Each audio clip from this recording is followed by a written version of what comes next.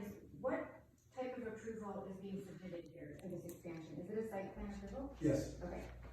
So then my question is to the land use board.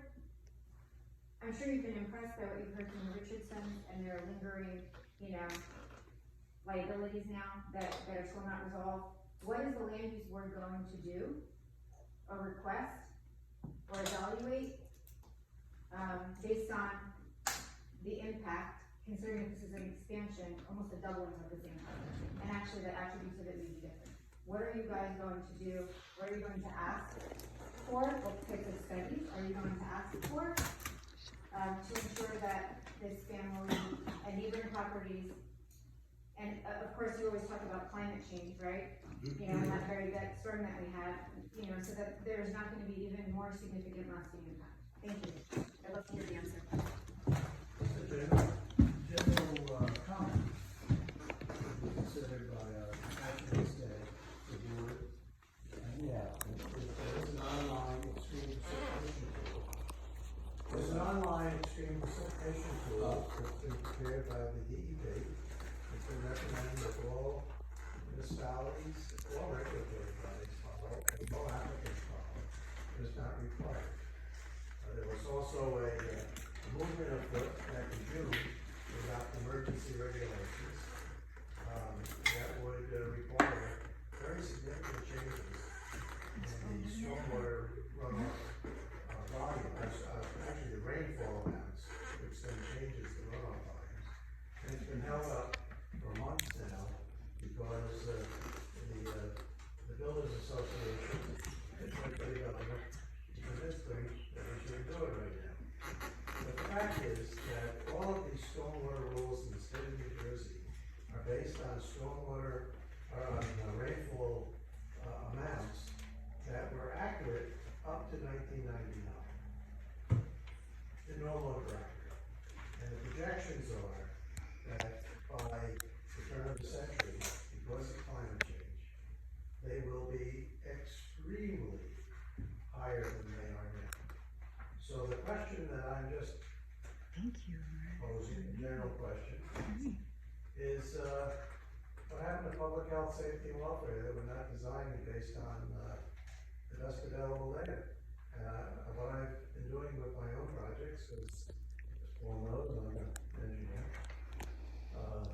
is I've been recommended that they design using that extreme precipitation tool because a professional engineer was supposed to use the best available information. It's not enough just to meet what's required.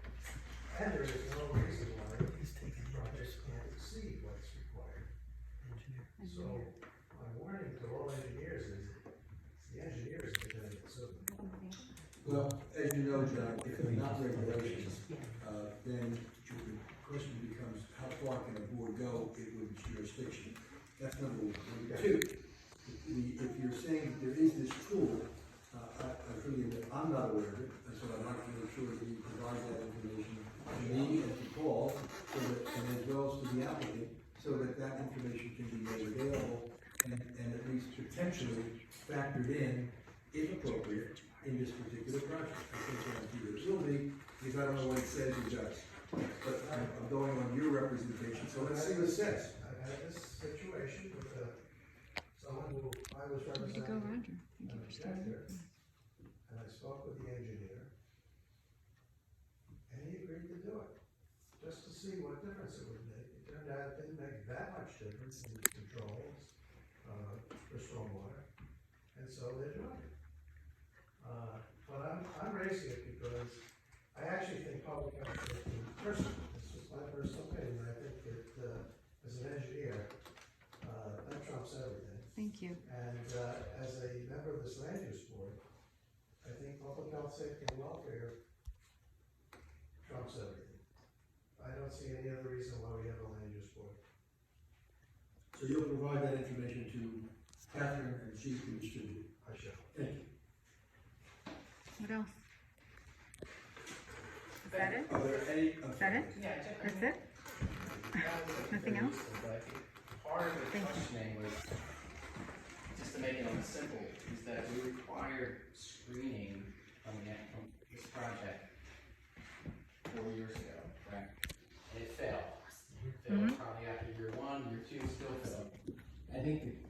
issue is, and it's come up in other projects, is how do we, with our limited scope, help our building inspector department, Guys, yeah. right? Yeah. How do we, what do we actively do to help Requiring them, appropriate studies. maybe in their limited capacity with budgets, enforce those resolutions? That is, I mean, that is what's raised here before we got into some other good discussions, was there's a disconnect between what we can do and what we can't do. That's not But true. we've now heard a couple of situations where we were part of a process that required some standards. They weren't met. They weren't enforced. They weren't followed up on.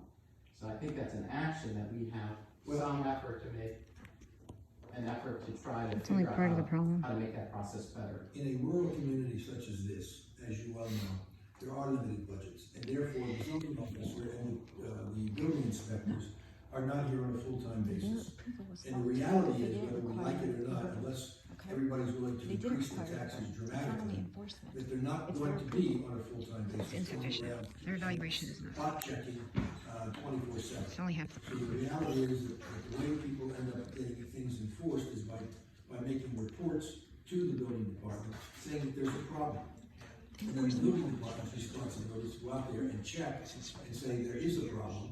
And, you know, I don't But the know berm is exactly not when required. these trees failed. My guess is So they that's the didn't point. fail The point is that right away. the It evaluation of the probably plan was took several insufficient. years before they started to die. He's saying it's At only least that's enforcement. usually the case. It's not. I could be wrong. They did but not do a that's proper my site plan experience. review. So but that doesn't So negate the fact that they're dead. So they need to be replaced.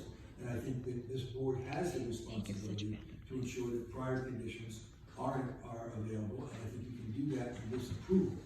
But to answer the question that was posed, you know, earlier in terms of, and the same is potentially true with regard to runoff. You know, if there's an issue of runoff, it sounds like that was a problem. Whether it was pulling teeth to get it done, or everybody was really cooperative, it's sort of it's not beside the point to those folks. But the fact of the matter is, it did get resolved because there was a swale, and it sounds like that swale is now working. So I can't really fault the town by saying, well, we haven't done a goddamn thing.